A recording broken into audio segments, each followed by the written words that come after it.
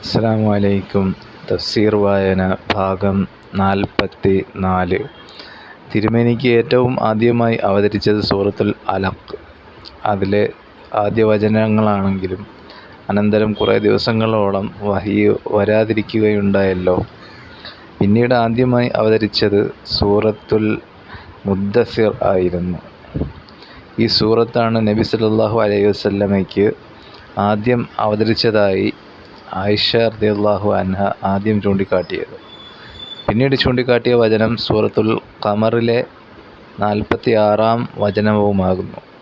മേൽപ്പറഞ്ഞ 5 തരം വിജ്ഞാന വിഭാഗങ്ങളെക്കുറിച്ച് അടുത്ത അധ്യായങ്ങളിൽ നമുക്ക് വിവരിക്കാം. അതിന് മുമ്പായി ഖുർആൻ്റെ പ്രതിപാദന സ്വഭാവത്തെ പറ്റി ചിലത് മനസ്സിലാക്കേണ്ടിയിരിക്കുന്നു.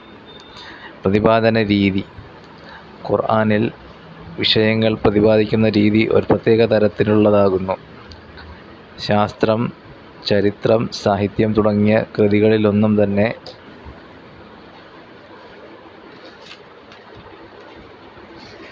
സ്വീകരിക്കപ്പെടാറുള്ള പ്രതിപാദന രീതിയും സംസാര ശൈലിയും അല്ല ഖുർആൻ സ്വീകരിച്ചിട്ടുള്ളത്.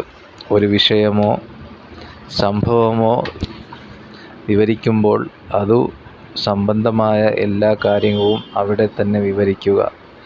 ആദ്യം തൊട്ട് അന്ത്യം വരെ എല്ലാ വശങ്ങളും ഉപാധികളും ക്രമമായി അതിൽ ഉൾക്കൊള്ളിക്കുക.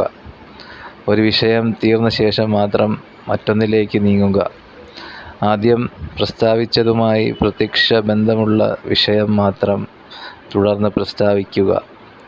ഇന്ന അധ്യായത്തിൽ ഇന്നിന്ന വിഷയങ്ങൾ വിവരിക്കണമെന്ന് നിഷ്കർഷിക്കുക.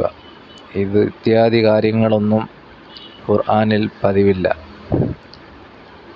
ഗ്രന്ഥരചനയും ശാസ്ത്രവിജ്ഞാനങ്ങളും പ്രചാരത്തിൽ വന്നു കഴിഞ്ഞിട്ടില്ലാത്ത ഒരു കാലത്തും അവയുമായി പരിചയം സിദ്ധിച്ചിട്ടില്ലാത്ത ഒരു ജനതാ മധ്യത്തിലുമാണല്ലോ ഖുർആൻ അവതരിച്ചത്.